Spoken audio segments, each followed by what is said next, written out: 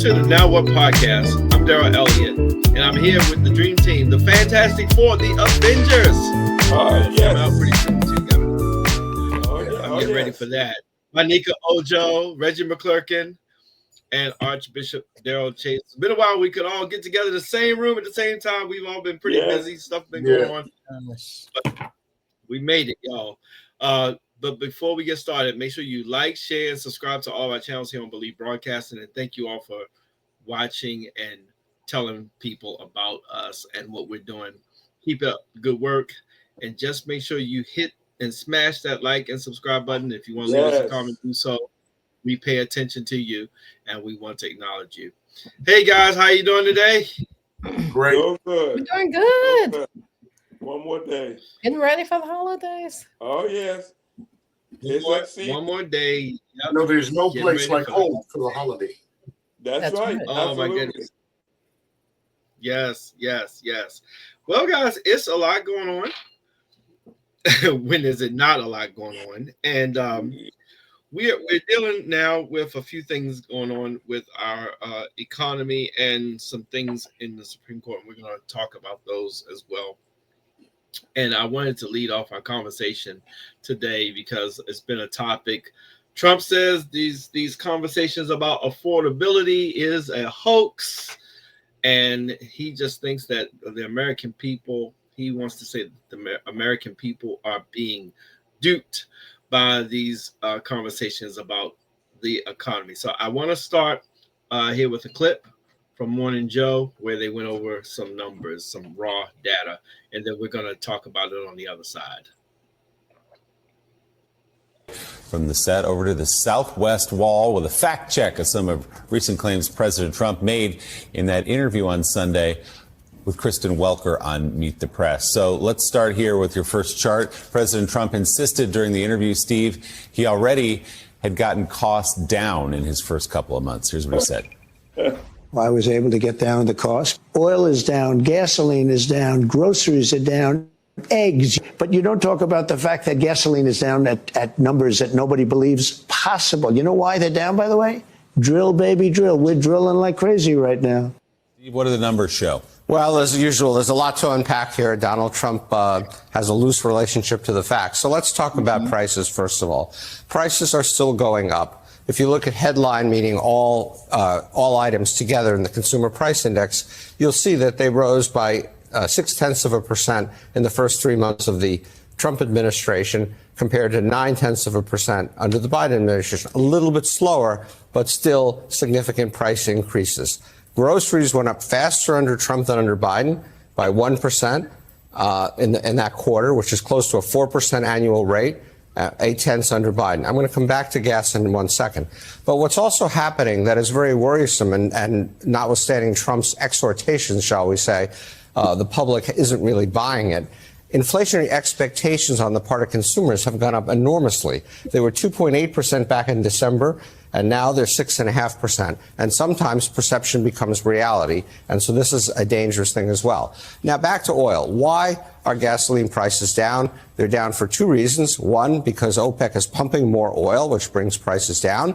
And secondly, because when the oil market perceives that the economy, the biggest economy, ours, is weakening, then prices they expect demand to fall and prices start to fall. And the next thing that happens is people drill less oil, because if they don't think they're going to get the same price for their oil, they're going to drill less oil. So this notion that drill, baby, drill has created a whole upsurge in drilling activity is absolutely counter to the facts. And then there's the point, of course, made during the campaign by the Biden campaign that no one in the history of human civilization had drilled more and taken more out of the ground in the last year than the Biden administration. So President Trump also made a claim during that interview on Meet the Press about how much money America lost every day on trade deficits under President Biden. Here's what he said.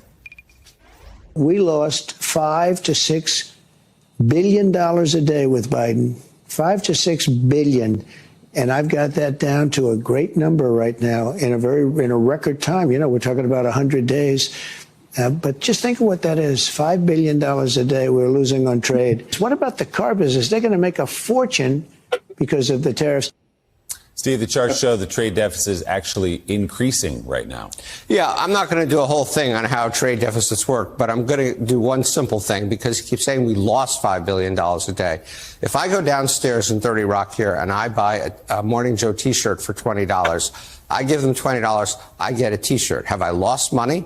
No, I've gotten something back for my money. And that's in effect what we're doing. We're buying stuff from overseas. There are issues there, but it's not like we're just handing the Chinese $5 billion a day. And that's the wrong number, of course. In 2024, the trade deficit equaled $2.5 billion a day. So less than half of what Trump claimed Biden had done. Here's the Biden period here. Look what's happened under Trump. The trade deficit has soared. And I'm not saying that it's because of Trump, but what's been happening is people are importing a lot more to get ahead of the tariffs. And the result is now the trade deficit is about $5 billion a day. But he got the president wrong. That was under President Trump, not under President Biden.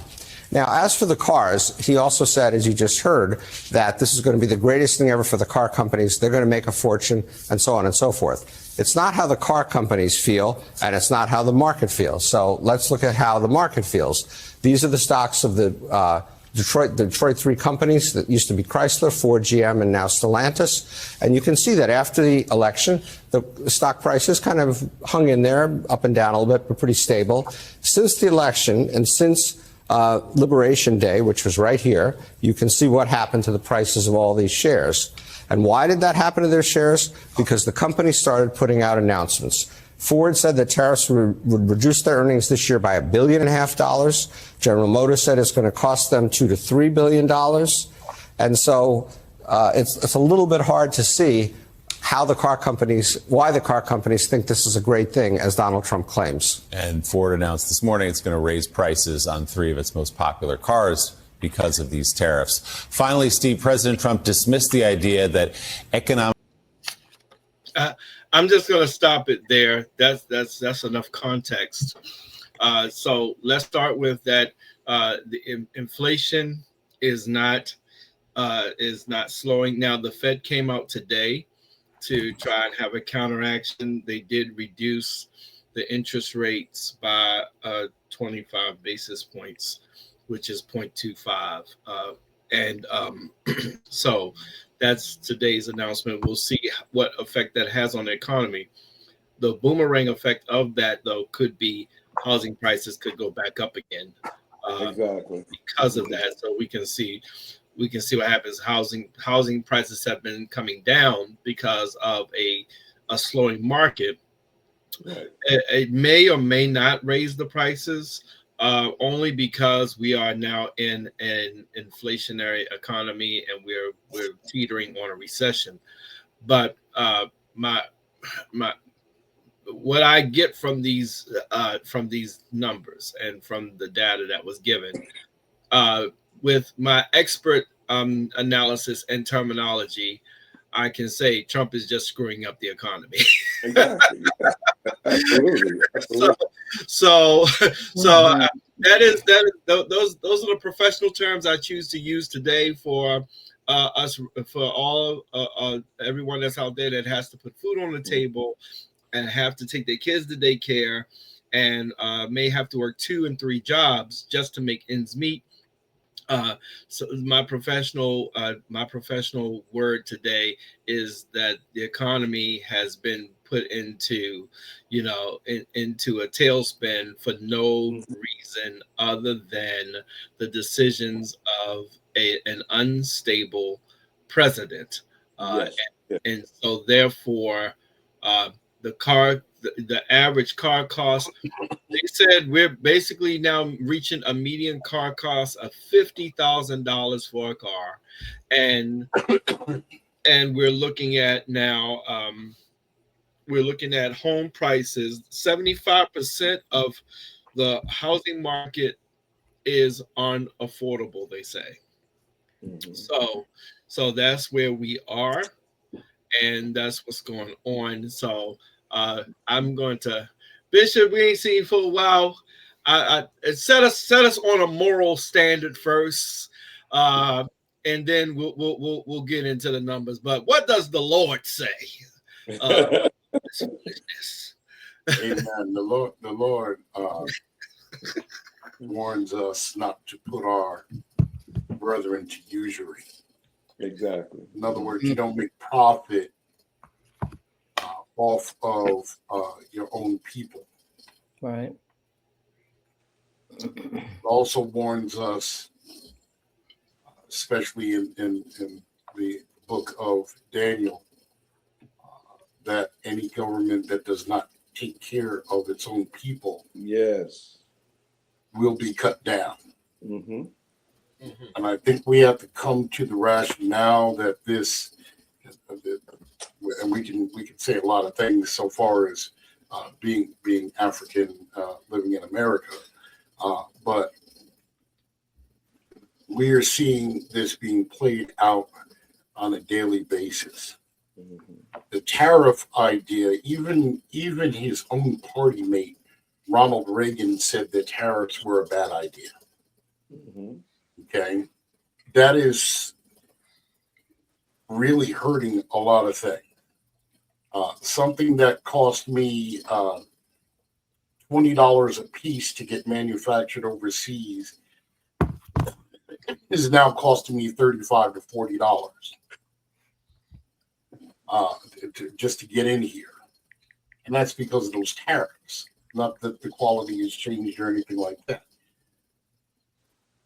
I don't see any change in groceries going down. All I've seen it is go up. You go to the supermarket and you're seeing prices on basic hamburger meat, and for ridiculous prices. Great. So how this delusional president can think that he's making inroads and doing the best thing for the economy. First of all, these 6 things doth the Lord hate. Yea, 7 are an abomination unto him. And I must say that he is guilty of all of them, especially a lying tongue and hands that shed innocent blood. So I'm just going to leave it there. That's the indictment. That's the way it is. When you treat your immigrant, your strangers, in a violent way, you reap violence. As a man sows, so shall he reap. Nations will receive the same reward that whatsoever measure you meet, it shall be meet upon and meet to you again. So in other words, you're going to get exactly what you give out. Now, the majority of people in the United States have actually lost their moral compass. Yes. So quoting scripture is going to fall mostly on deaf ears. Scripture says, look, each one has gone astray and gone on to his own way. And that's what we see now. Now we've got this falsehood of Christian nationalism. Nations aren't supposed to be built on religion at all. They're supposed to be built on community, on being together and working in a cooperative. And so we are doing a lot of damage, not us here, but we are doing a lot of damage in this country because we don't have our moral compass. All right. We have, this country has used the word of God to justify slavery and injustice for so long. Come on now. Now the roosters are coming home to roost. That's and what you're going to see is in very short time, you are going to see a dramatic fall Absolutely. of this government. Not only because of recession, not only because of economics, but because even our international relations are suffering because this current regime thinks that America should be white and white only. Amen. Right. Historically Right. speaking,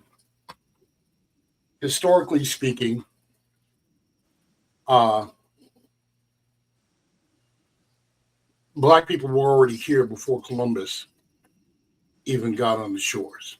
Mhm. Historically speaking, there is not a place where the white regime has said that they discovered that Black people weren't there first. Okay, Mhm. so we've got to, and this is another thing morally, is he's trying to erase our cultural identity, Mhm. not just with DEI, but also with eradicating uh, truth books that need to be read, in order to appease their feelings. Now, I don't subscribe to hurting people. I'd rather help you than hurt you. But the reality is that this country, if it really wanted to take a moral stand, and if it wanted to do right, it should have first addressed the problem of hunger and homelessness here in this nation. Mhm. That's the first thing it should have done. Mm-hmm. Not gone after immigrants who have come into this country seeking for a better life. Okay. In fact, this whole country is a country of immigrants. That's number one. Number two is, if you're going to make claims, dang it, make sure your claims are correct. Exactly. Because personally, I'm tired of being lied to by the orange man. I don't know about the rest of you, but I'm tired of it. Once I get tired, I close my ears. I turn a deaf ear to it because I don't want to hear the rhetoric anymore. I don't want to be, don't blow smoke in my face or pour water on my head and tell me it's raining. Don't do that. Okay. Tell the truth. Okay. And I think we all have been around long enough that we see that whatever is going on, especially with this president and with this economy, is not right. Right. It's just not right. So we're looking at now definitely a more breakdown, and he's reinforcing a lot of these bad things. He's gonna basically lie to us in our face, Reggie. What do you think, Reggie? With all the in our face lies he wants to tell us. Okay, I'm at a point now that after 40,000 lies, I heard someone say it like this: if he's talking, he's lying. I mean, I'm having a hard time just wrapping my brains around the fact that this man, every interview, anytime a mic is in front of his face, he willingly says these things. And the only people, if you all have seen any recent interviews, the only time he's ever been checked has been by either a woman or a minority, woman reporter. And so my thing is, I'm at this point now. I'm still, come now, Jesus. I'm waiting for, Archbishop, for God to intercede, because I think we're beyond, like I said, with the Supreme Court doing what they do to, appease and acquiesce against everything. I'm just tired. I'm just so tired. I'm sitting back, like I said, with my little cappuccino, like everybody else, and my popcorn, and I'm waiting for the bubble to burst. Now, one of the things we'll probably be talking about later on within this session is the fact that there is now some people who are standing up and saying this is a bridge too far. So a lot of things have happened. I saw the thing with Marjorie Taylor Greene earlier today, the things she's saying now, and she's getting really nasty with it. I mean, she's throwing logging some bullets back at him now and stuff like that, saying he's just unworthy or unfit to be the president. So with all the things said and done, I'm tired. I'm at a point that, like I said, I can't just keep trying to stay out of the country or go out of the country all the time. Right. But something has to happen. Archbishop also touched on something, before we started, our taping today. And a lot of it has to happen in the church.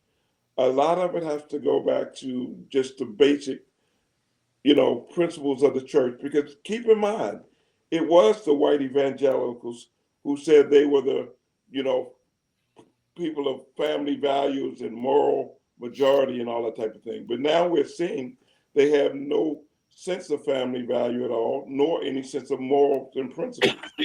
So, I mean, we've totally been failed, by the church, but somebody, I'm grateful for Archbishop and people like him who are standing on the front lines, giving a clarion call to, let people know that this is not the way. But until people start really, more people lining up saying like enough is enough, nothing is going to change. But in the meantime, like I said, I'm going to keep on praying and believing and trusting that we in this country, our grandchildren won't have to still be paying for what this man is doing now. That's my biggest fear. That's my biggest hope. And that's my biggest concern right now, that the things that he's already done and put in place, we're going to be paying for this and feeling the pains of this for the next 20, 25 years. There are times when rising gas prices are a good sign, that the underlying reasons are good. And then there are times that rising gas prices, the underlying is not good. Right. I said rising, I'm sorry, lowering gas prices. Okay. And we're now in a time where lowering gas prices is not a good sign. It's not a good indicator. Because the economy is, they are already looking at a shrinking economy. So what they're trying to do is do their offset, and that offset is the lowering of the gas prices. And so the oil producers are always forward looking as to what the economic conditions look like they're going to be. And when you understand, right, and what they will say, if they see that a good economy is coming, they'll say things like, well, the American market can stand $3 a gallon. They're going to say that ahead of time. Right now they're saying, no, things are not looking good. People are going to drive less. People are going to carpool. People are going, they're going to spend their money on other things, more necessities, less recreational driving. So we need to lower gas prices to encourage people to buy.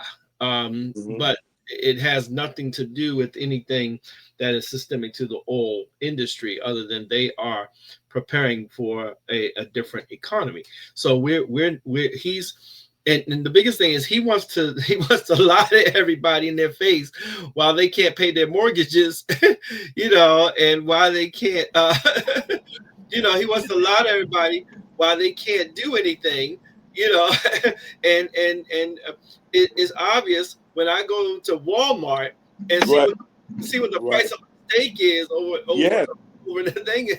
I mean, why is this? Why are these two steaks costing me, $30, $35, at Walmart? I mean, so that he's going to lie to us in our face continually, and he thinks that because it's worked for him before, so justifiably so why he thinks it.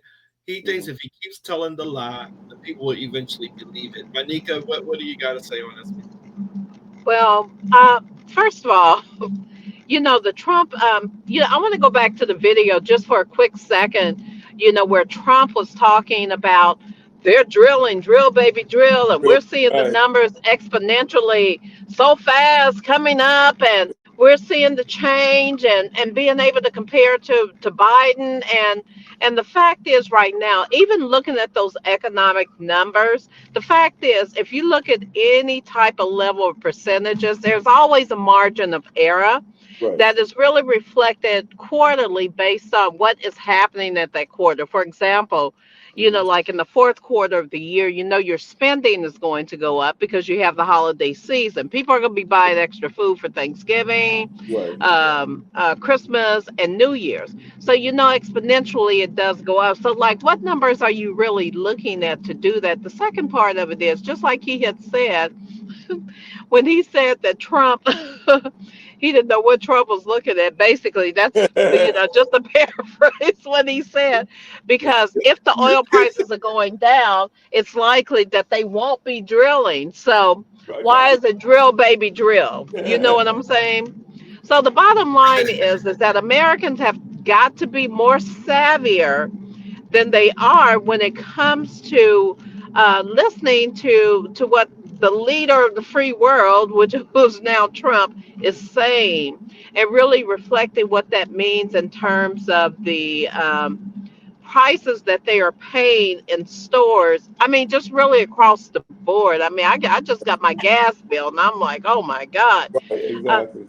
yeah, so you're seeing the rates, and the rates are almost 100% more than they were last year. Specifically in Pennsylvania, something's going on with the rate deduction here with electricity and gas in several of the Mid-Atlantic states, and Pennsylvania uh, being one of them. Mhm. But what I have to say right now is that the economy. I mean, he has really screwed the economy, and but those that are getting wealthy, they're going to be getting wealthier because even though he has Mm-hmm. screwed the economy and the perception is that the tariffs are going to raise the prices of everything, the Mhm. fact is, the truth of the matter is that if indeed those prices were going to raise, Mhm. it would not immediately affect Americans in the way that we're seeing these prices raised. Okay. So this is where I'm not only looking at Trump at this time, but looking at corporate America and Okay. what they are doing in raising prices on fast food, raising prices on things that middle to poor people spend their money on. So literally they're gouging. I will tell you right now, there is a whole economy outside of the American food distribution network that doesn't really reflect, and I know this because I buy wholesale produce, Right. the prices that people are paying in the stores. Right. There is nothing to really reflect that. And even with the tariffs, there's enough inventory in this country in every single commodity has already been here or in this country already. It's not subject to tariffs. Right. So when I look at Temu Right. or when I look at Amazon and they're saying they're reflecting the service fee or what have you, I don't know if they are doing it, but I'm hearing some things. Um, it's really not fair because they're tariffing or applying service fees to Right. already existing inventory. Right. So Exactly. it's Right. gouging.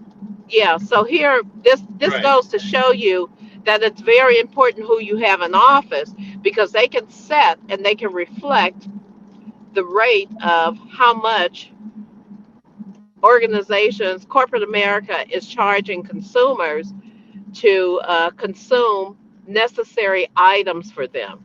And to me, that's very Right. sad.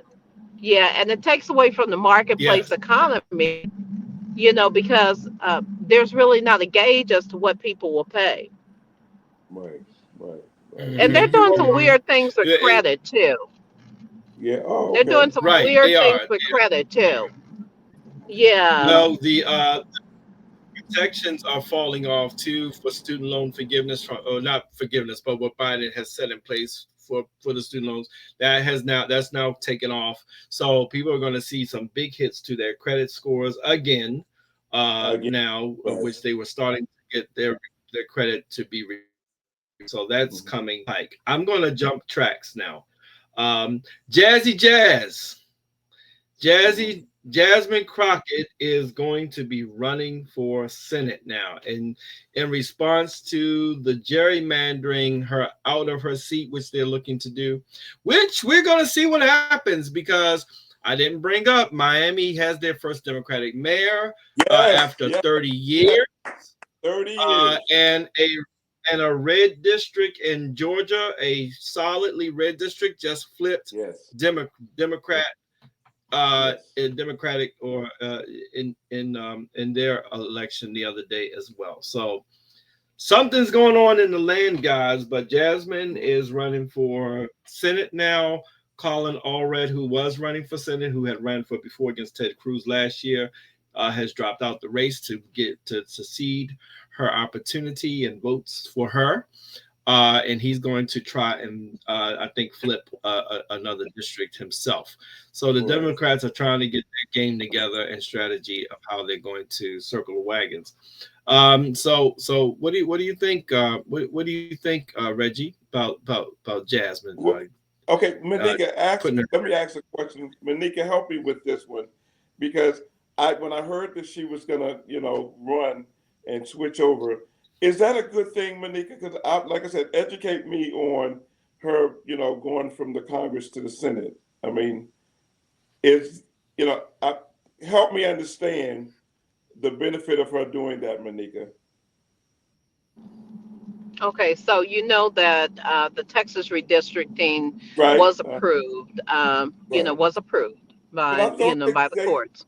Yeah, they had backlash, and because they just had the thing I saw last week where all those Texas people were standing in the House there in Texas, basically saying that they was going to try to undo that. So that can't be done now? Well, I mean, they could do it in the governor, but the governor has the authority to call the special session.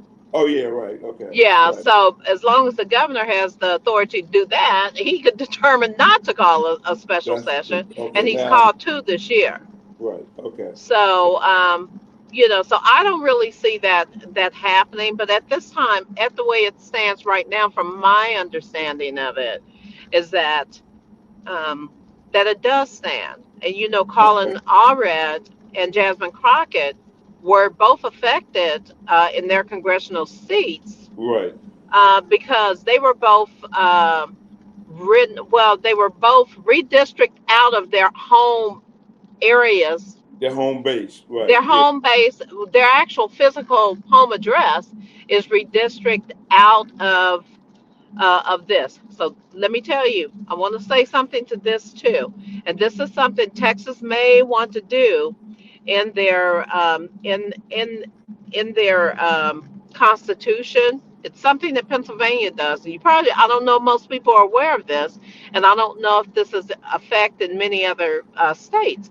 But in Pennsylvania, you can run for Congress in any district as long as you're as long as you are a citizen in the Commonwealth of Pennsylvania. So I can run. Yes, I can run for something. I can run for Congress in Erie if I wanted to.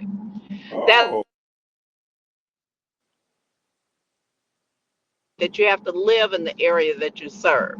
Okay. But in Pennsylvania, you can live anywhere in the state. See, they had that rule here in Texas. We wouldn't have this redistricting and which I consider to be illegal gerrymandering. Right. And just on the side note, Lloyd Doggett, who has been a congressman for well over 30 years, or pretty close to it, has been redistricted out of his district 4 times. Now he's out of Austin since he has been running. Yeah, so he's decided not to run again, which he's put some really good time in. But the people of Texas have got to live good. But you asked the question on if she could win statewide, and the question is, I mean, it's a good possibility if they rally in the Houston area, the Dallas area, and Austin. And if they are able to get those votes in, they may be able to get her in a statewide position. We've had many people try for the Senate and just have not been able to get a Democrat in there. I can't remember the last time there's been a Democratic senator in office. So it's a risk. If you ask me if it's a good risk, I think it's the best risk that we have right now. And it would be a true test if we could turn Texas, because Texas is teetering purple. Oh yes, And absolutely. I would love to see her win to be a state senator, because I think she'd do wonderful for the state of Texas. But she's going to have to really drive home what she will do for the state of Texas outside of just fighting Trump. Absolutely. Okay. You see Okay. what I'm saying? Right. So that's where I stand. And Colin Allred, I see what he's doing. He'll probably likely go for one of those congressional seats in the news district. That means that he may move, but that's that's where we are. It's gonna be an uphill battle for Jasmine Crockett, but she does have the name recognition. The people that I have seen run in the past um, have not had the name recognition, Right. Okay. so that will help. And I think the tides are turning, y'all. You know what, and I agree.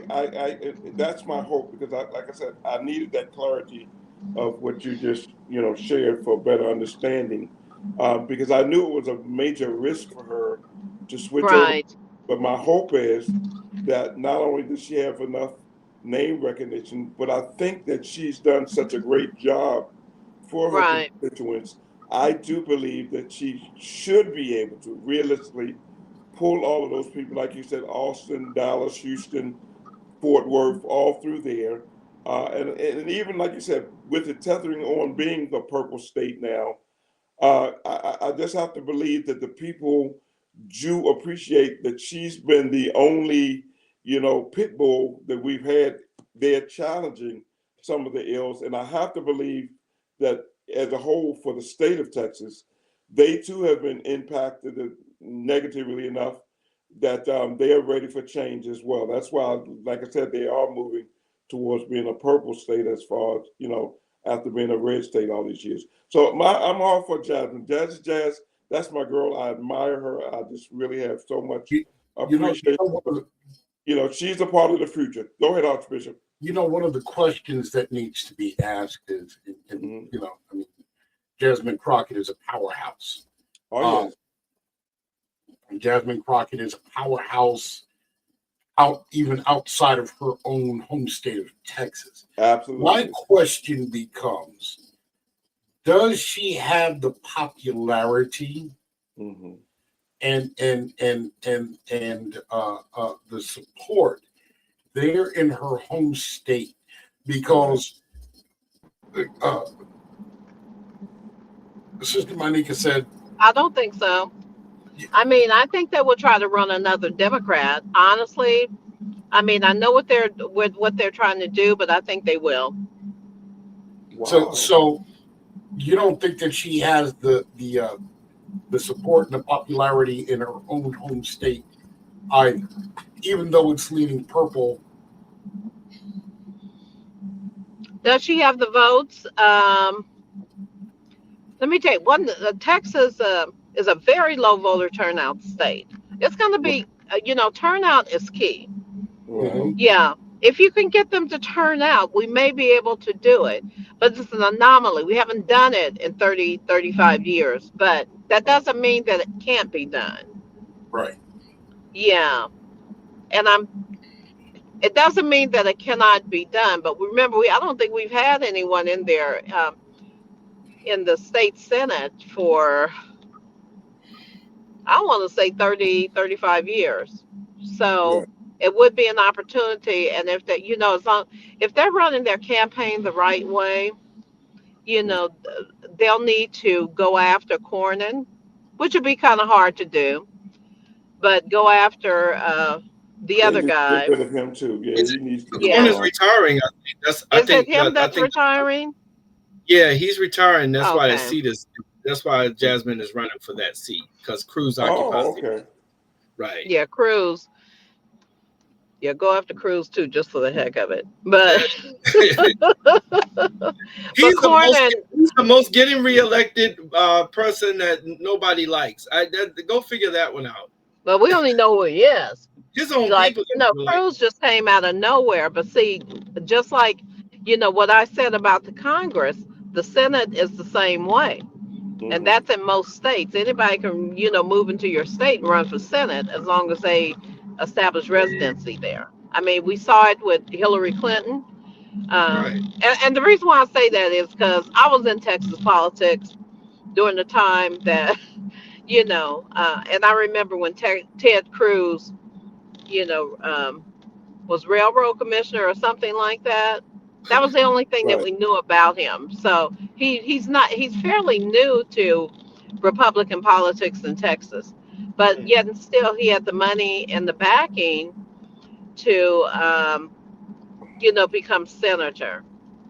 Right. Okay. Right. And I will say there's a lot of palm greasing Oh, yeah. and a lot of things. Right.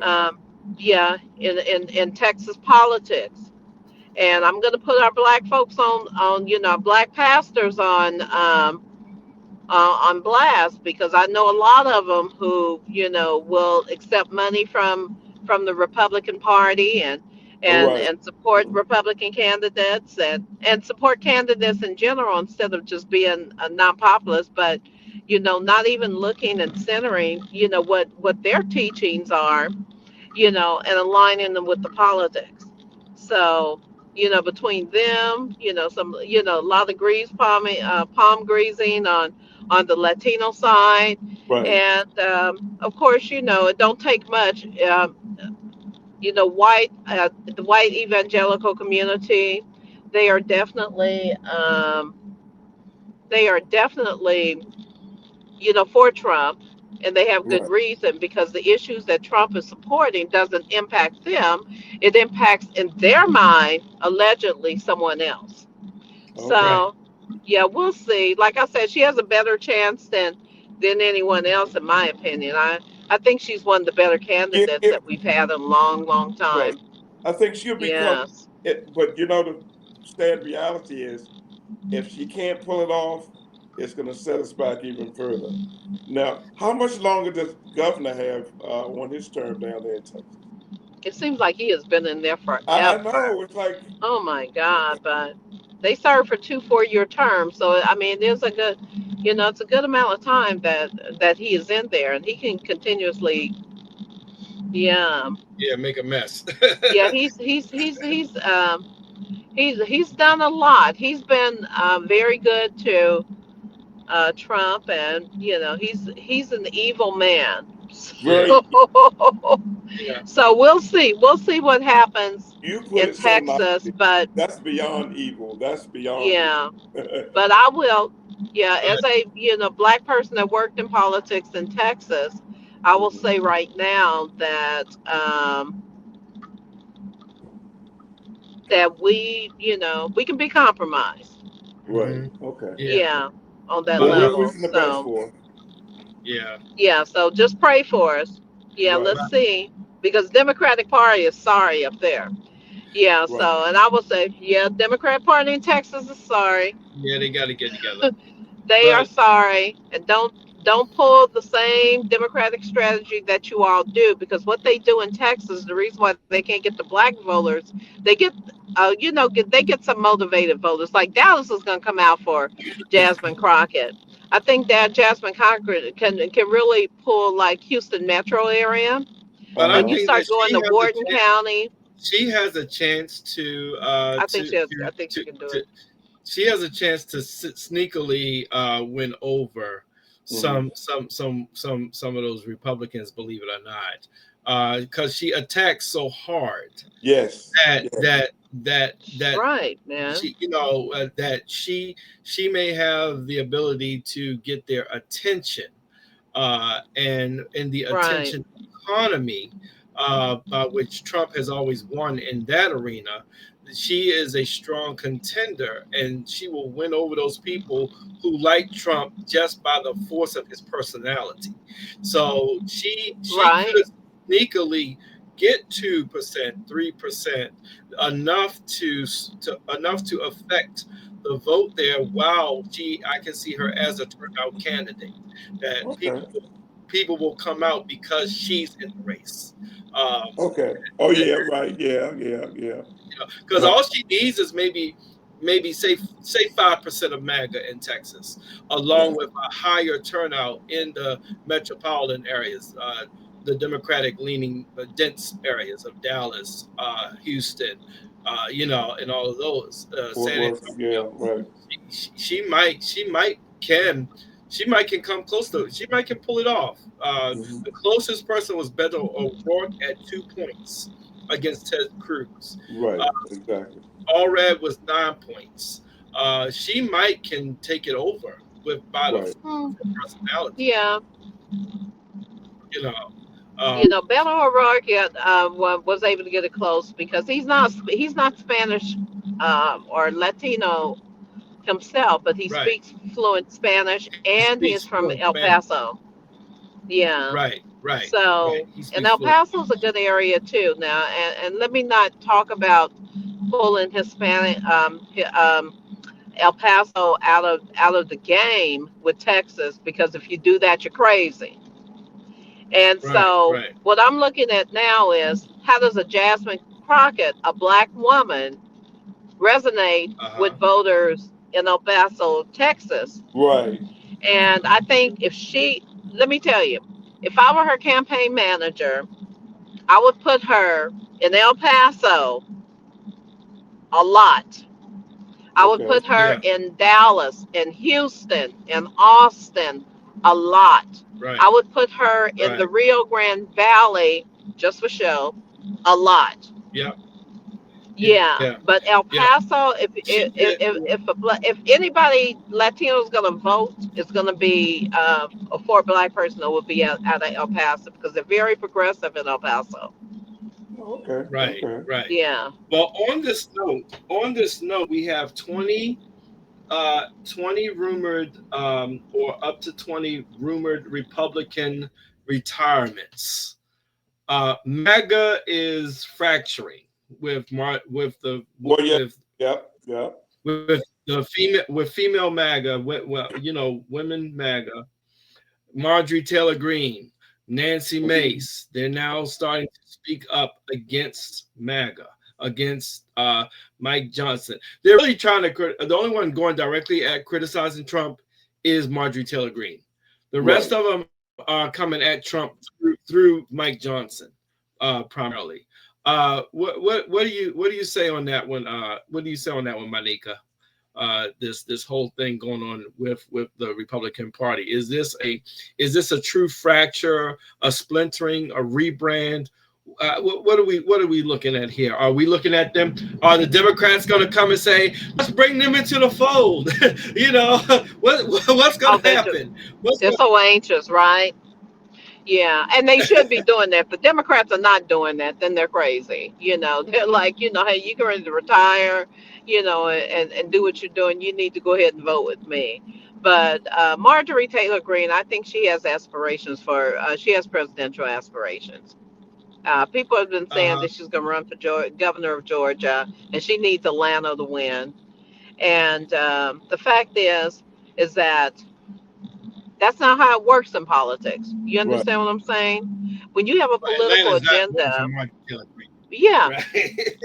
When you have a political agenda and you carry that political agenda out, that is what you're known for. That's what you're going to be known uh, for. So you can't come at the last minute and then just say, "Oh, well, I can no longer support him because of Epstein, Right. or right. because of this, or because of that." When you've supported him, in his first and second term to get him into office to do what he's doing. But now only because, it's either the Epstein things or the the administration of the health care, the Affordable Care Act, that you now have an issue and and that resonates with your 27-year-old daughter. Um, the cost of health care going up under the Affordable Care Act, which is to me outrageous.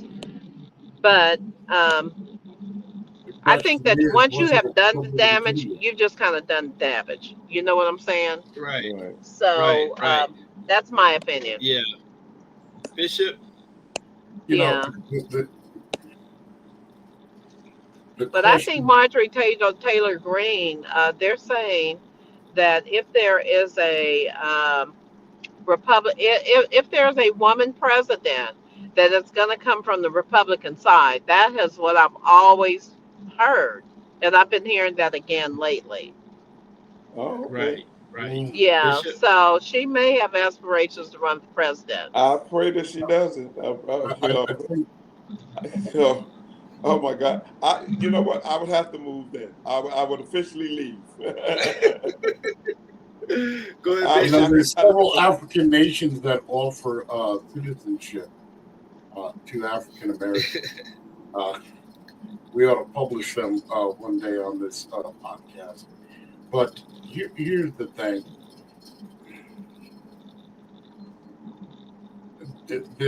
these rumors are people who are trying to save face. Mm-hmm. Thank you.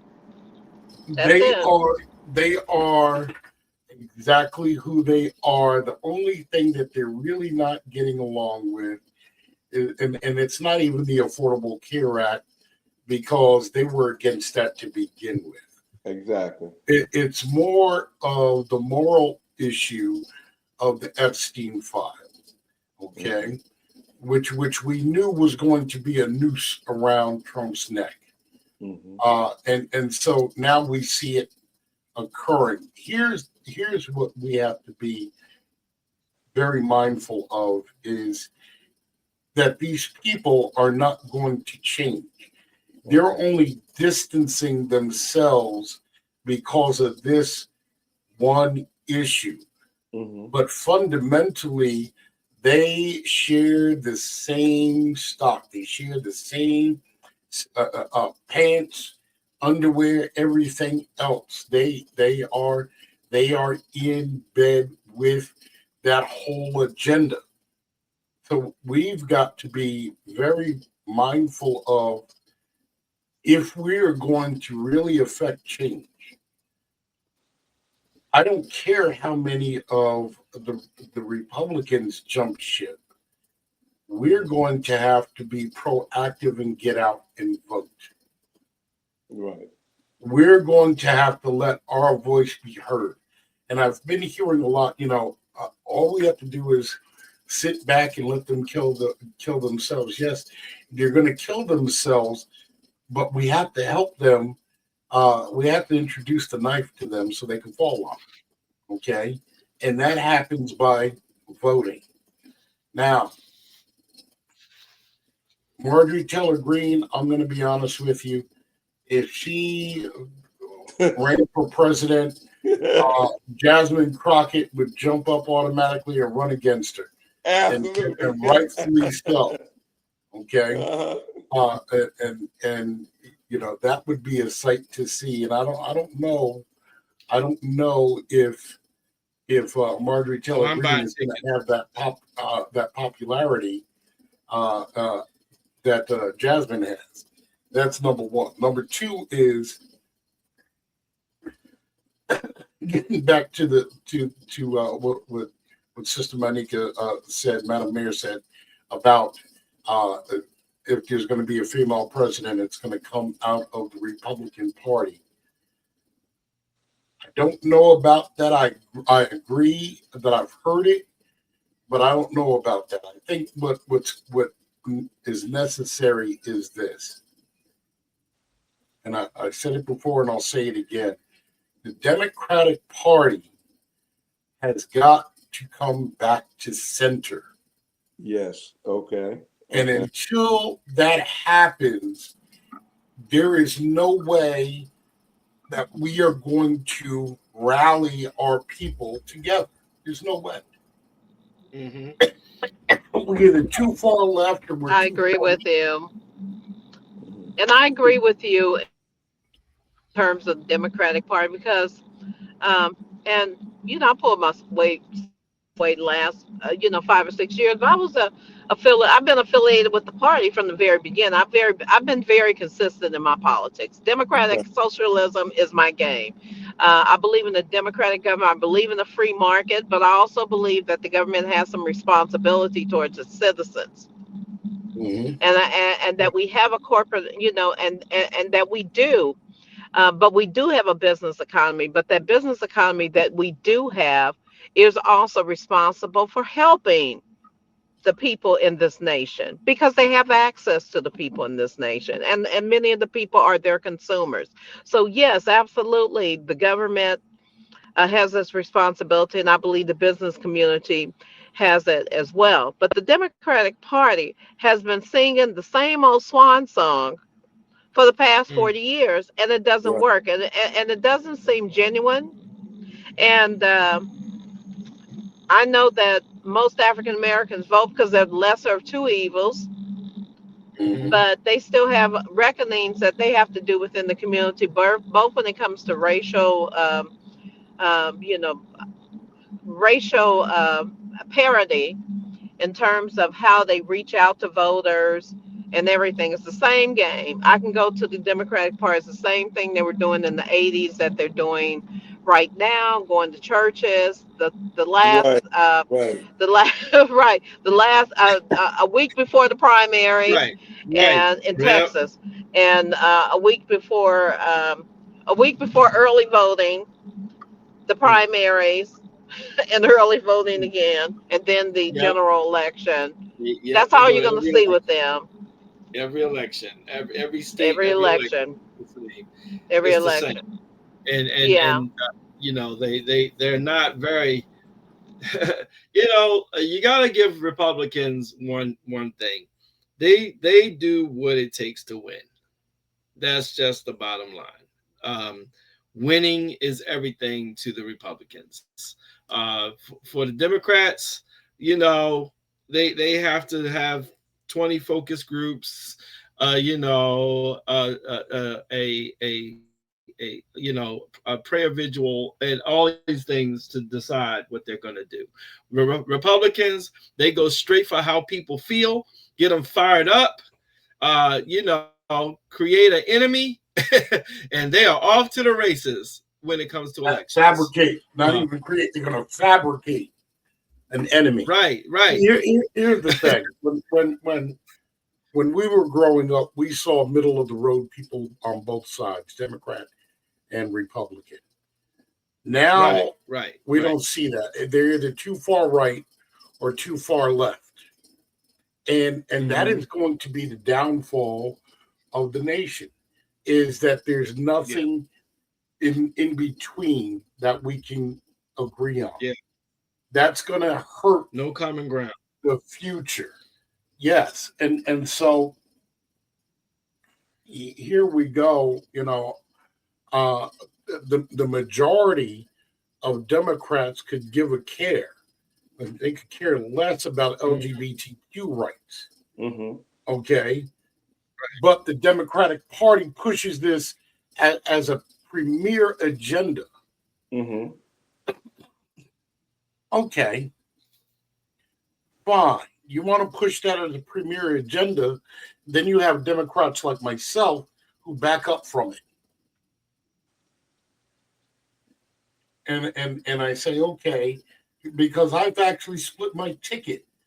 The past two elections, I've split my ticket because there's no mid-ground people. I'm not going to vote for immorality and so on and so forth. I'm not going to do that. I'm not going to say it's okay. I am going to be pro-life. Okay. Period. I'm not pro-choice, pro-life, period. Right. But we have issues. And until we have Right. people who can actually negotiate properly and get rid of this all or none mentality, we're going to have a rough way to go. Right. On a political, social, and economic level. But this is what I'm hearing in my spirit. Okay. Pertaining to us as Black people. Be still. All right. All right. And know that I am God. All Be right. still and know that I am God, because there are things that are happening on an international front that we're turning a blind eye to. Mm-hmm. Right. That actually directly impact us as Black people here in America. Mm-hmm.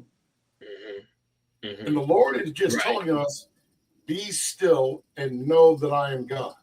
I'm about to turn this thing around. And what has been will be no longer. That's and right. If we learn how to join together in unity and stop taking our oppressors' propaganda and making that into a truth when it's built on nothing but lies, we're going to have a rough way to go, because we're holding on to something that was never meant to have us a part of it to begin with. Yes. And everything that we're looking at, we're actually coming to a seismic shift. That's what's going on now. Because one thing we can say about these types of movements, speaking of MAGA, they come in with a blaze and they go out with a blaze.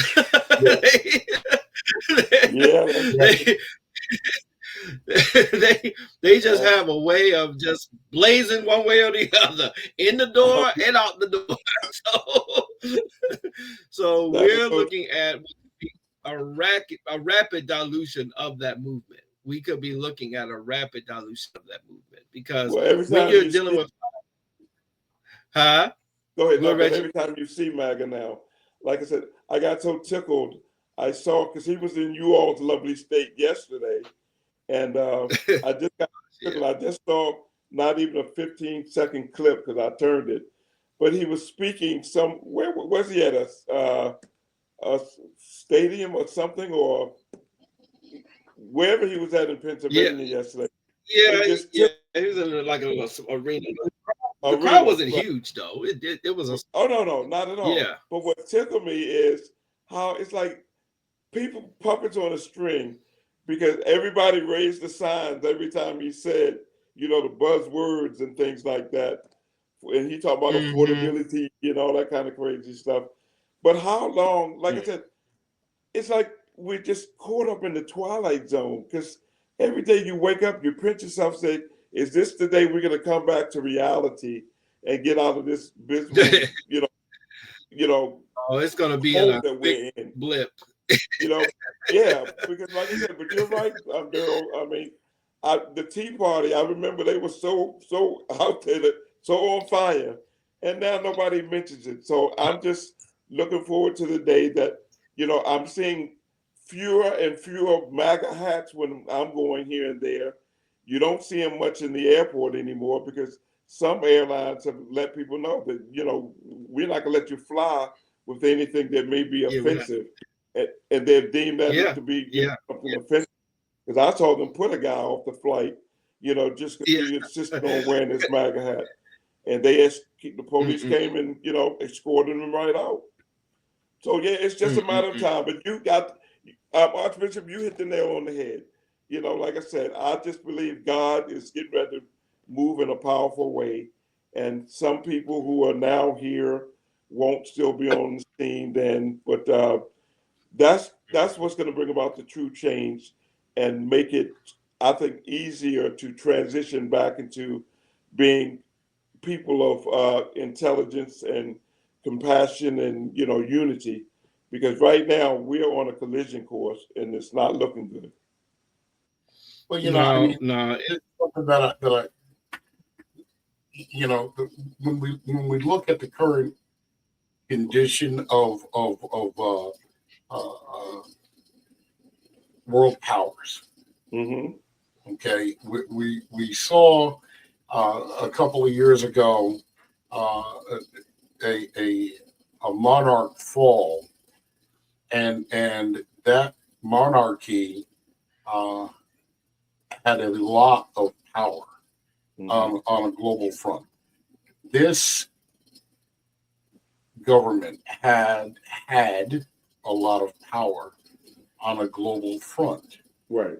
And what is going on here, you know, we can call this current administration the harbinger of that which is to come, you know, what America is going to be, which is collapsed. Okay. And don't get me wrong, every time there's an economic collapse, like the catastrophic economic collapse that is already written in stone because of these things, drastic measures happen. I do mean drastic. The last time the economy fell and we went into a depression, the United States ceased being a nation and became a world corporation. Yeah. Okay. Yeah. This is a fact that we have to understand.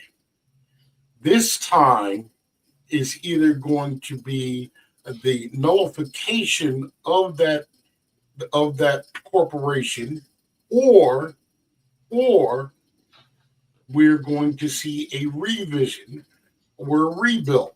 Okay. Right. In doing the rebuild, our people have to be very careful.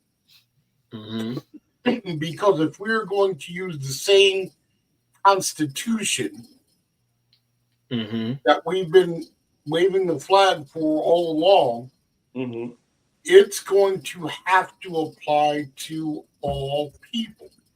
Right. Unless until that does, we are going to see these great powers collapse. You're going to see the institutions of these great powers collapse. Let's look at over in Great Britain now. The Church of England is being torn apart. The Anglican Communion is being torn apart. Not just because, and this is, you know, everybody wants to point at it, oh, they're putting a female in. No, it's not just that it's a female, it's what that female represents. What she represents. Okay. And so on the global front, you have the majority of which of the Anglican Communion is located in Africa. They're like, well, forget it now. All because of morality. Okay. Now I'm going to say this, and you can agree or disagree, but the morality issue has always been in play. Because if you can moralize and say that God has sanctioned the brutal institution of slavery, apartheid, Jim Crow, so on and so forth, then you have a problem. If you could say that God has done that. So now we know where your moral compass is. Yes, there's always been slavery, but there hasn't been the brutality that we've experienced through this transatlantic. Okay. And it wasn't just here in the United States. Okay. Now, so we've got to start thinking proactively on what we are going to do as people. As a people that represent a community that surpasses just our local municipality, county, or state governments. Okay. Because we represent a global community that a lot of times our so-called leaders try to separate us from. Okay. Right. Okay, but they want to tell us that they are our enemy. Muhammad Ali, when he was talking about the Viet Cong, he said they never called me nigga. That's Right. right. That's right. That's right. That's right. What does that mean? Well, that's he told them straight out Uh-huh. that the Viet Cong was not his His enemy. enemy. That's right. Exactly. That's right. Mhm. They are his enemy. Right. Those that white institution. That was one of the most profound speeches of the 60s. Come on, Absolutely. all right. That's Exactly. what I'm saying. We've got to understand something, and we've got to start to think who we have. Some of these, I mean, religion is religion, okay, but if we're going to have these lame preachers sitting in these pulpits trying to have kumbaya moments when now Mm-hmm. is the time to understand what Ecclesiasticus is about. Okay. Mhm. To everything, there is a time and In season time for and a every season. purpose under Every heaven. purpose. Yes. Okay. Dag Right. nabbit, I don't have any more cheeks to turn. Mhm. Right. Okay. Amen. And that Amen never on meant that. that to begin with. It didn't mean give them another opportunity to hit you. It meant turn your honor from them. Leave them Right. alone. Okay. Right. Exactly. Don't give them the time of day. Mm. They already proved themselves. But we're oh God, it's so nice. Right. You're supposed to love everybody. No, Right. God hates his enemy. Wow. Okay, uh, what Bible are you reading? Thank you. Thank you. so So we've got to start to go back to what was going on before the civil rights movement. We were Right. thinking of, and we were developing self, our Mhm. communities, our livelihood, our longevity. right. And we What have to learn how to defend it too. Absolutely. what I'm gonna Right. do, I'm gonna table what we were gonna say about the Supreme Court today. Let's see what they decide. I will. Okay. I'll preface it.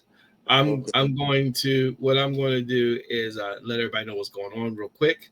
Is that the Supreme Court is in the middle of running amok again, Uh-huh.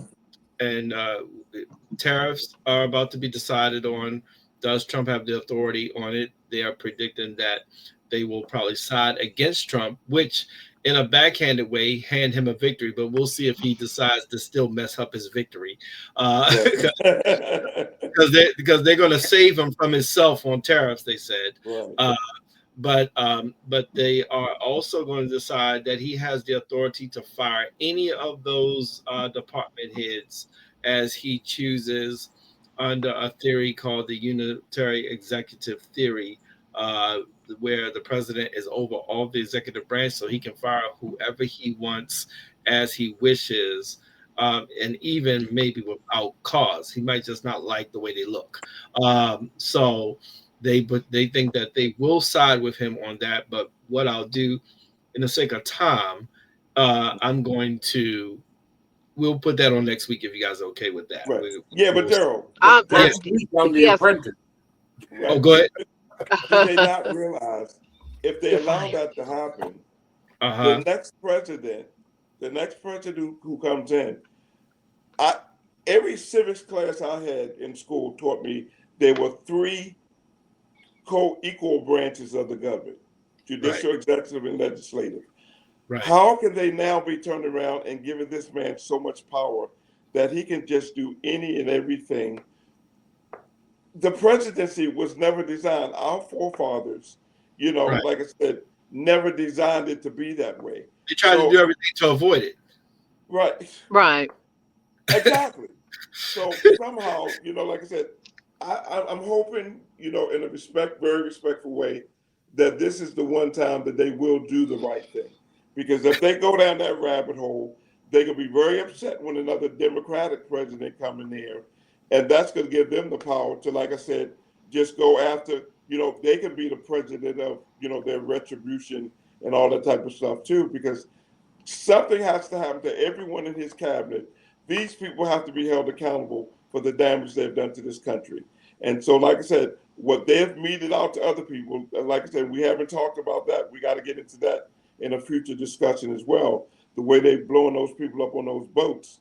So, I Right. mean, simple things like that without any type of due process. Giving him all Thank kind of. God there are people standing up against it now. So I'm just hoping the Supreme Court, we'll talk about that, like I said, future podcasts.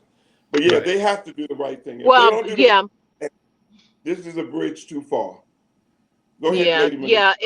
It really is a bridge too far because usually that act extends to like secretary positions, positions that Yes. are going to report directly to him Uh-huh. that would be leadership based. Anytime you have people at the top of the realm reaching down to to smaller individuals or given the authority to fire individuals that are under them under that rule, I do not believe Right. that's going to apply because anyone that applies for or that is appointed to a position by a president or even deputies, and deputies have to be confirmed by the Senate and so on Mhm. and That's so right. forth. But if I'm an employee that worked for a Democratic candidate, and all of a sudden I'm going to be terminated from my job, and I'm like just a in federal worker under this act, I would see that they would have a right to have cause because that Right. employee is a merit employee. And so they would Mhm. have to go through the steps. So I do not see the Supreme Court expanding that beyond there because that type of reach down is very problematic, Mhm. and Mhm. that is what happens in authoritative regimes. Right.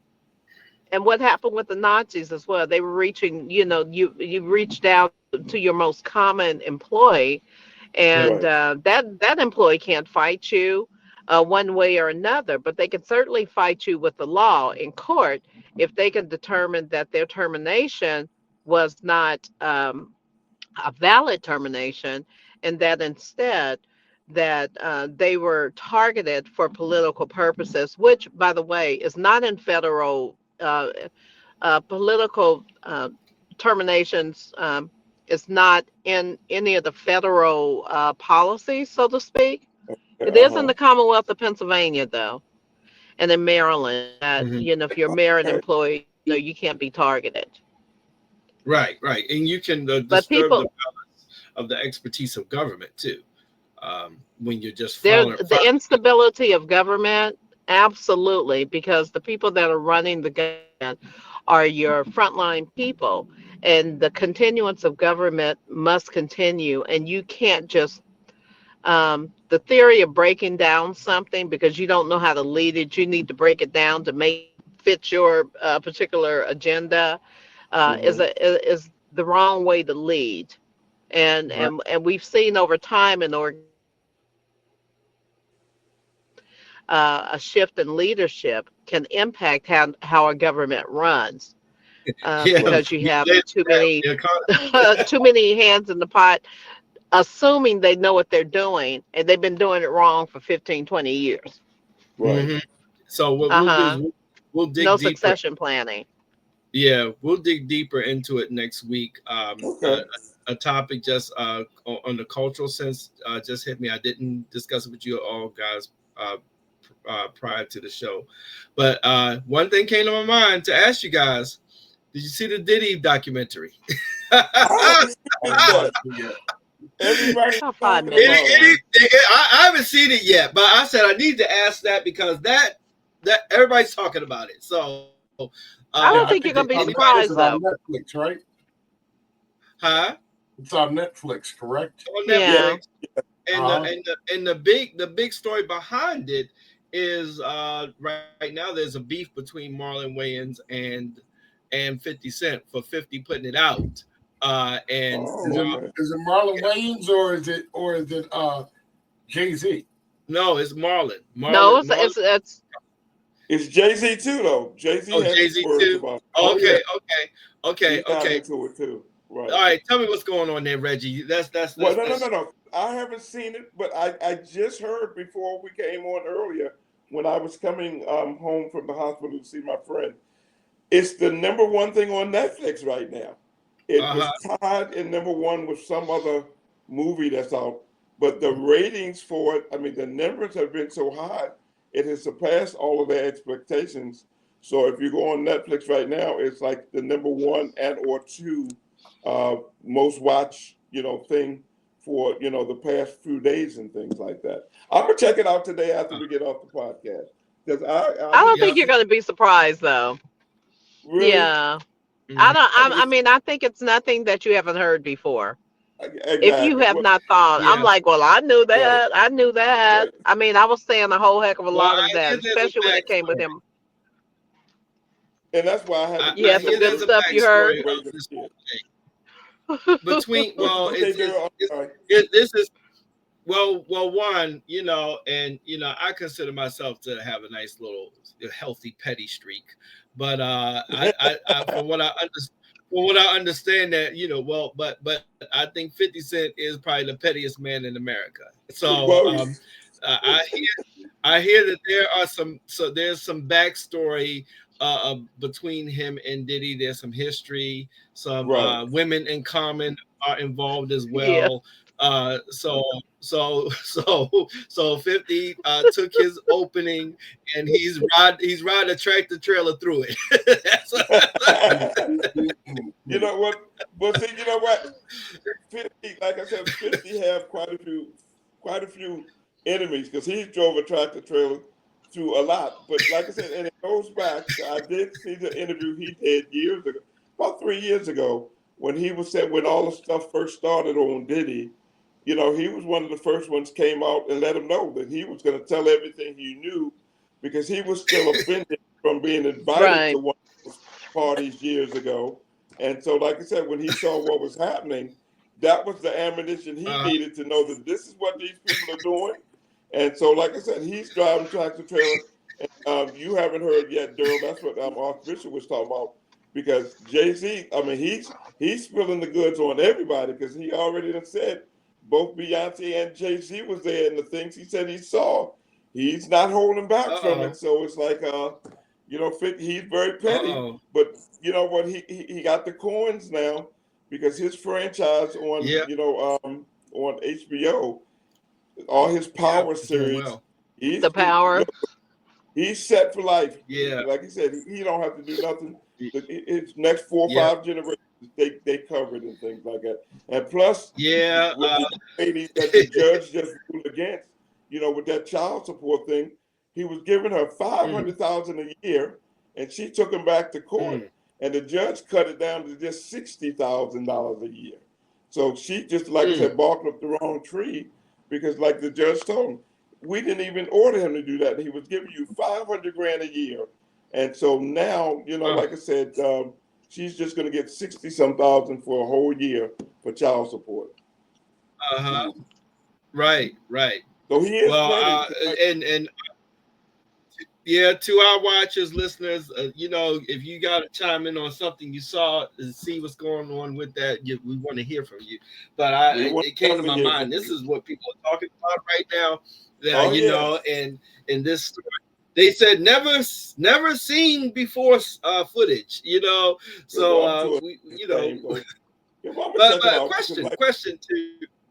question here to my distinguished panel here. Um, Diddy, villain or addict? What would you classify him as more of? Villain or Both, addict? both. I check both Both. boxes. He's a combination What of do you the say, two. Bishop? You know, Bishop, what do you think? Villain or my, addict? my mama said, if you can't say anything good about a person, don't say anything at all. Good. So, all I'm going to do is say I'm going to pray for Oh Lord, Manika, villain or addict? Well, yeah, I mean, definitely.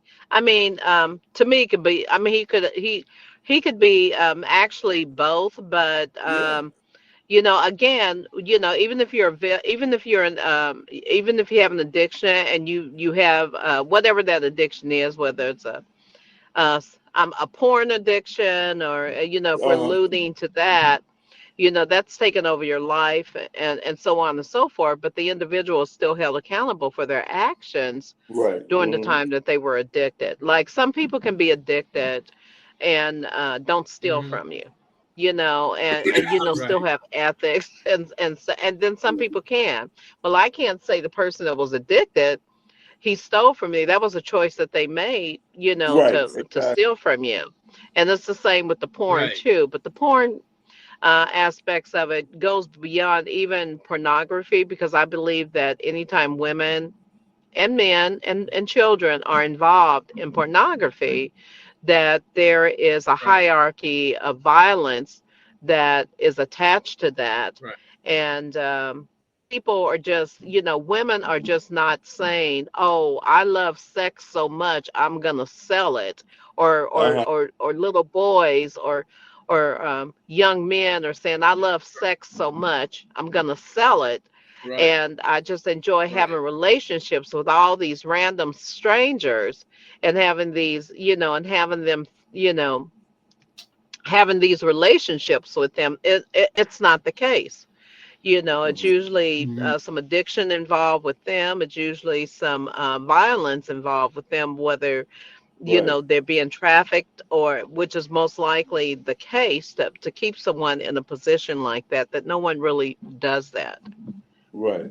Yeah. Right. Right. So, Right. so he So has to be yeah. held. I don't give a crap whether he's an addict or not. Get the help when you're in prison, but be Right. accounted Right. for what you're doing, because you knew what you were doing. But Well, we're okay. gonna keep our eyes on that. Oh, Right. go ahead.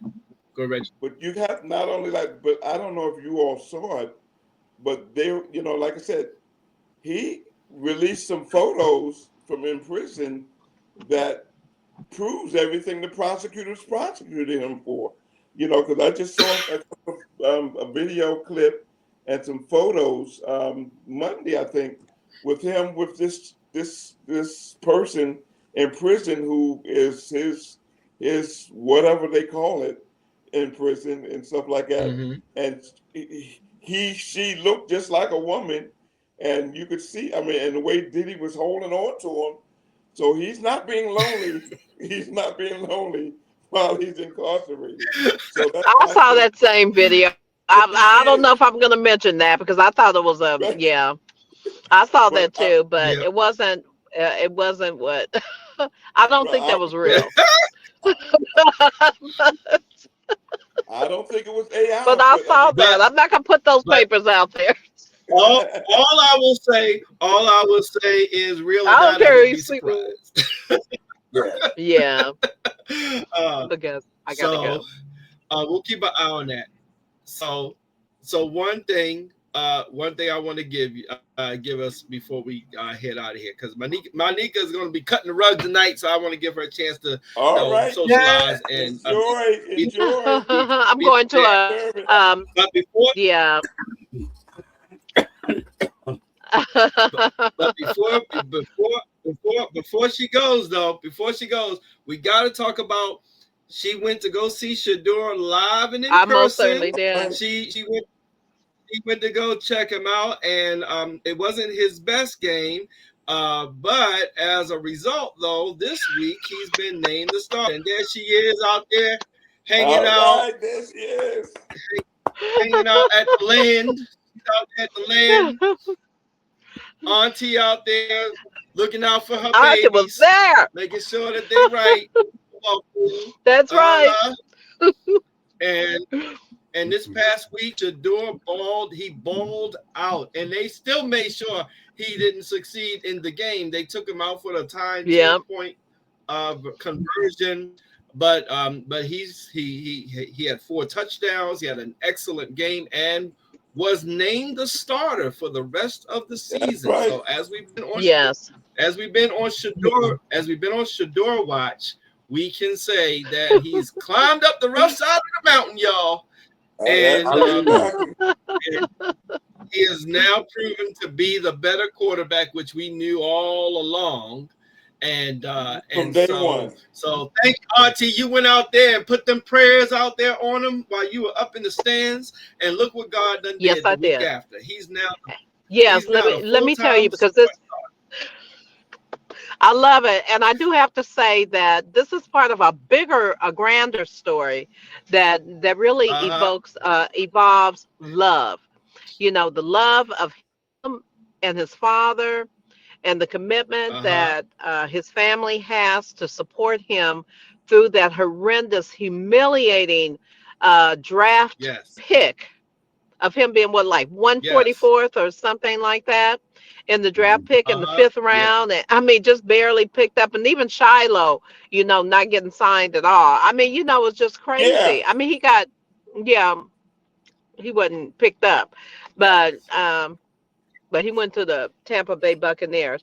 But it's you know, it's a story of love, because if anyone is following Deion Sanders, I'm a huge fan of Deion Sanders. I was a huge fan of the Cowboys, you know, back in the day. I'm Right. now an official Cleveland Browns fan. All right. Um, All right. and I want, yeah, let's go ahead and get rid of Stefanski, whatever his name is, needs to go. It's time. Yeah. Right. Because of, yeah, Uh-huh. because Yeah. anytime I see this, whether it be in the workplace or anything else, where they try to diminish the role of Uh-huh. of the marginalized individual, and then when given the opportunity, like he does, he's very specific. You listen to Shador in his Right. interviews; he's very Uh-huh. gracious, and he says, "I just want to Yeah. play. I just want to play." I just want And so it's not a man. humbleness that won't allow him to move forward, but he's making it Mm-hmm. very clear, just like Dion does, as to what the objective is. Mm-hmm. And so while Right, they're right. making And it he's subjective, proving it. yeah, Uh-huh. while they're making decisions, and they want to be pawn, you know, they want to be kingmakers, so to speak. Right. You know, the Yeah. coach wants to be a kingmaker and say, I only get power because I get you into the game. You know, they should have had Right. Shadur in a long time ago, Yes. to play the game. Yes. But something's very wrong in the Right. organization itself, and we will see a shakeup Right. there. I am predicting that he will Right. not be coaching next year, and Well, Right. he's the big And guy. and that's my nephew. and he balled this weekend, and to the point that you could no longer deny it. You could no longer play around with it, Mm-mm. and they probably would have Yeah, torn down. They were already on the verge of tearing down Cleveland from the decision not to let that's him right. have the opportunity to tie the game. But they at least named him the starter. He has proven that he is the better quarterback on the team, and with a small sample size. So good for him, Right. and we're still praying for you, Shadura, and we're still rooting.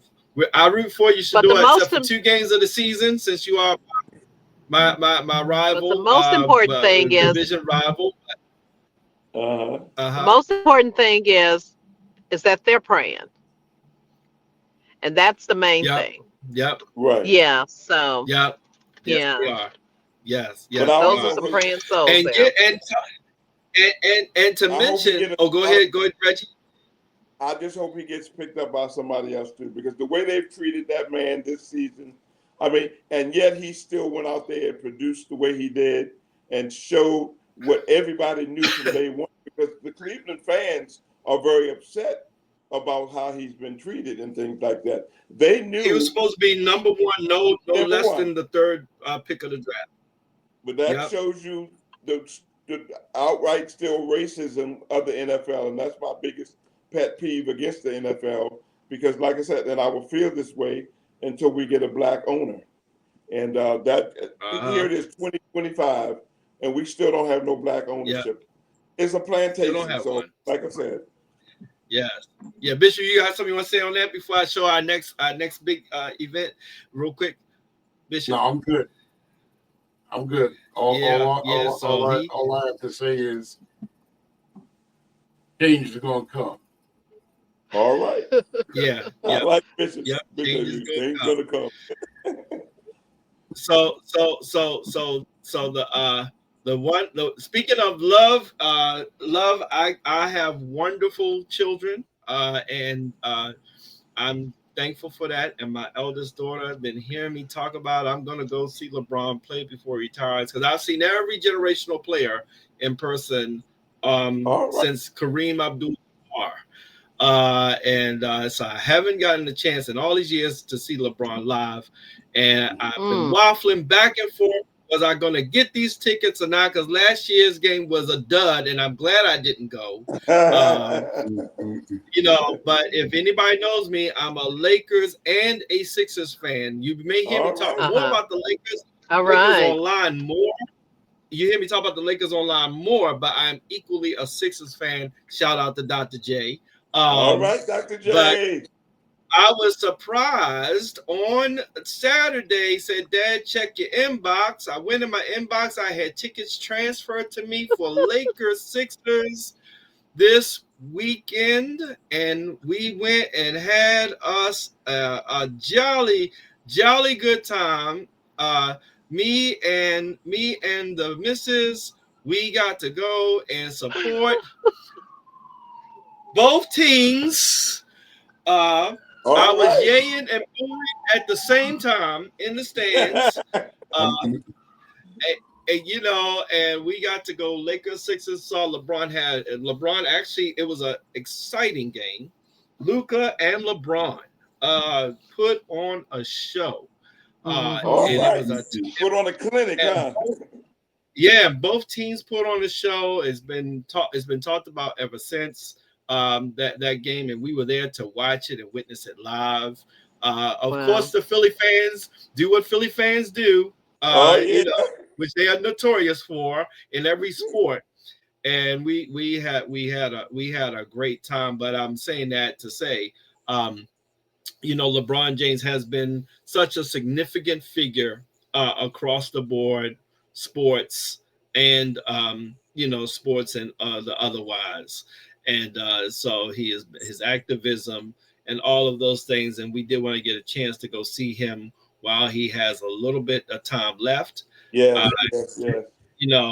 Dream fulfilled by my daughter, because I said I might have to go to Los Angeles to go see him play, but she made sure all I had to do was go down the street, down the road to Philly, and we got to go see that game. And it was a fantastic game. I called her right away. I said, "You picked a good one, honey. You picked a good one." All right, great. And so there we are. We were there to support LeBron in his what could be his last season. We don't know yet. Right, exactly. And we did get to do that. She fulfilled one of my bucket list items to make sure I got to see him and not break my streak, and of seeing the great generational player of that period. And so I wanted to shout out to my daughter for doing that and everything, but that's a good thing. I love the photo. Yes. Lakers and Sixers. Yep. Yep. So we went out there. We had us a good time, but as we, because sports and culture, especially in the black world, right, entertainers matter. We must always remember that, and they are very much a part of our advancement or lack thereof. So yes. Madam Mayor, she had to go, but I'm grateful for everyone today. I'm glad we had a time for us to get the band back. Oh yes. We're going to talk more about that Supreme Court next week. Mm-hmm. We want to make sure that we really get on that topic. I'm really concerned about that. We can talk a little bit more about the blue wave as well. It is. Yeah. We're seeing Florida. Yes. Miami flipped. Out of all places, yeah. They flipped. So something's going on, and we want to make sure we keep the tide is turning. Right. Yes. So everybody, thank you so much for joining us today here on the Now What podcast. And make sure you like, share, and subscribe on all of our channels here on Believe Broadcasting. And make sure you drop us a comment and tell somebody that we're here. Talk about the things that matter and the things that matter to you and I, and what we're gonna do about it moving forward. This is Daryl Elliott, and we'd like to catch you the next time. God bless. God bless. Take care, everyone. Take care. Bye. Bye.